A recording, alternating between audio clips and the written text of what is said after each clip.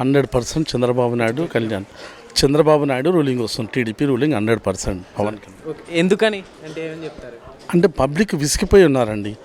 ఇప్పుడున్న మన జగన్ గారి పరిపాలనలో ఈ వాలంటరీ వ్యవస్థ పెట్టి చాలామంది వరకు ఏంటంటే ఈ బీదవారికి అనుకుంటా లాస్ట్కి ఫ్రీగా పెన్షన్స్ ఇవ్వటము, రేషన్ తెచ్చి ఇంటికి వేయటము, తర్వాత కొంతవరకు చేసిన తర్వాత వాళ్ళు ఇంప్రూవ్మెంట్ అయ్యి ఒక కారు కొనుక్కుంటే వాళ్ళ రేషన్ అన్ని పవర్స్ అన్ని కట్ చేస్తున్నారు, పథకాలన్నీ కట్ చేస్తున్నారు.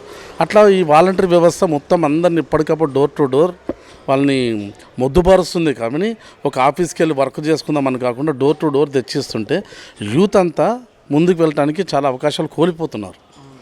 అయితే వాలంటరీ వ్యవస్థ వల్ల చాలా ఉపయోగాలు జరుగుతున్నాయి అంటున్నారు కదా సార్? ఉపయోగాలు జరుగుతున్నాయి, కానీ మిగతా ఇప్పుడు ఫర్దర్గా వేరే స్టేట్స్ తోటి కంపారిజన్ చేసుకుంటే చదువుకున్న వాళ్ళందరూ అక్కడితో ఆగిపోతున్నారు. కానీ ఫర్దర్గా ఐటీ సైడ్ కానీ ఫారెన్ సైడ్ కానీ డెవలప్మెంట్ కావడానికి కానీ ఆస్కారం లేకుండా పోయింది. అయితే ఇప్పుడు మరి చంద్రబాబు నాయుడు గారు సింగిల్గా పోటీ చేయకుండా పవన్ కళ్యాణ్ గారితో పొత్తు పెట్టుకున్నారు కదా, మరి సార్ పవన్ కళ్యాణ్ పెట్టుకున్నారంటే పవన్ కళ్యాణ్ గారి వ్యూస్ చాలా బాగున్నాయి.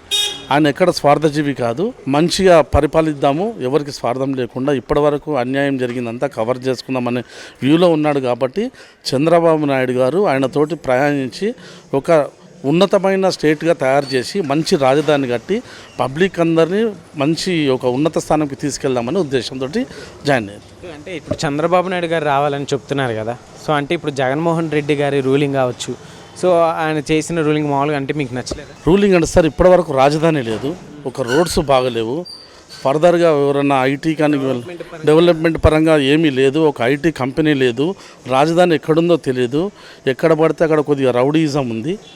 తర్వాత ఎవరైనా ఆయనకు ఎగనెస్ట్గా మాట్లాడితే వాళ్ళని అనవసరంగా కేసులు ఇరికీయటం ఇది చేస్తున్నారు, చాలా రాంగ్ అది.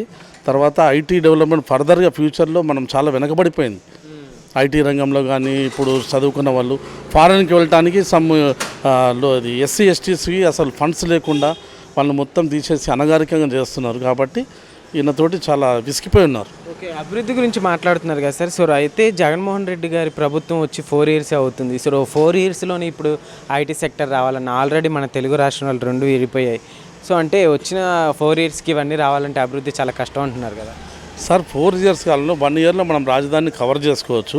ఇప్పటిదాకా రాజధాని ప్లేస్ను కూడా డిసైడ్ చేయని పరిస్థితులు ఉన్నారు. ఇప్పుడు చదువుకున్న వాళ్ళకి అందరూ ఏజ్ లిమిట్స్ దాటిపోయి జాబులు లేక ఎదురు చూసుకుంటా వాళ్ళు అనగారికంగా అయిపోతున్నారు. చదువుకున్నవాడు వేరే స్టేట్లకు వెళ్ళిపోతున్నారు. ఈ స్టేట్ని డెవలప్ చేయడం పట్టించుకోకుండా చాలామంది రియల్ ఎస్టేట్ కానీ ఐటీ రంగంలో కానీ ఎవరు అక్కడ ప్రాధాన్యత చూపించకుండా పక్క తెలంగాణ స్టేట్కి వెళ్ళిపోతున్నారు సార్. అయితే మరి ఇప్పుడు వైనాట్ 175 అంటున్నారు కదా, సో కొట్టచ్చు అంటారు? మరి సమస్య లేదు సార్, ఇంపాసిబుల్. ఎందుకంటే వైనాట్ 75 చంద్రబాబు నాయుడుకి వర్తిస్తుంది, 100% వర్తిస్తుంది. ఇప్పుడు లోకేష్ గారు ఉన్నారు కదా, సో లాస్ట్ టైం అంతా పప్పు అన్నారు, ఇప్పుడు నిప్పులో తయారంటారా? మరి 100% నిప్పు అయిపోయాడు sir.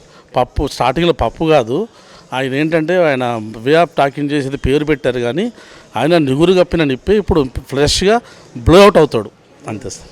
100% the best politician. Okay, అయితే ఇప్పుడు లాస్ట్ టైం ఎలక్షన్స్లో చూసుకుంటే షర్మిల గారు జగన్మోహన్ రెడ్డి గారి వదిలేం బాణానని చెప్పి వచ్చి సపోర్ట్ చేశారు పాదయాత్ర చేస్తుంటే.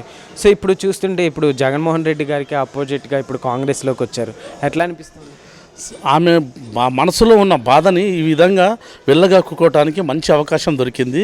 ఆ ఇంటర్నల్ ప్రాబ్లమ్ని బయట వాళ్ళు చెప్తే నమ్మేవాళ్ళు కాదు, కానీ వాళ్ళ ఇంటి ఓన్ ఆడబడుచు చెల్లెలు బయటకు వచ్చి చెప్తుంది కాబట్టి ఇది 100% నమ్మదగ్గ విషయాలు ఇవన్నీ. అయితే ఇప్పుడు లాస్ట్ టైం పవన్ కళ్యాణ్ గారు ఓడిపోయారు కదా, సో ఈసారి ఒకవేళ గెలుస్తారంటారా? 100% గెలుస్తారండి.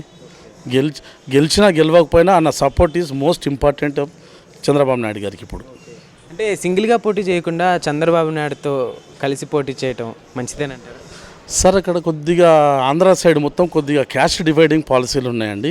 దాన్ని బేస్ చేసుకొని ఒక్క సైడు కొద్దిగా ఫేవర్గా చూపిస్తున్నందుకు కొద్దిగా కలుపుకోవాల్సి వచ్చింది. ఫైనల్గా ఇప్పుడు ఏపీలో ఎవరు వస్తే బెటర్ అంటే? The best person CM Chandrababu Naidu కావాలండి.